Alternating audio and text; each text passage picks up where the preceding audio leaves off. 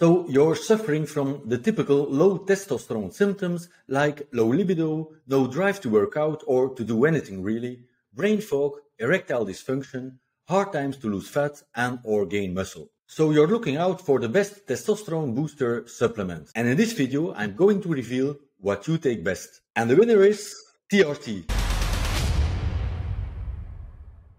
Don't waste your money on testosterone boosters if you're low on testosterone. Those testosterone booster supplements will not make any significant difference and it will cost you a lot. If you need more testosterone, why not just take exogenous testosterone? But I don't like needles. If you don't like needles, use the compounded testosterone cream twice daily on the scrotum. Why use 10 different supplements to boost testosterone?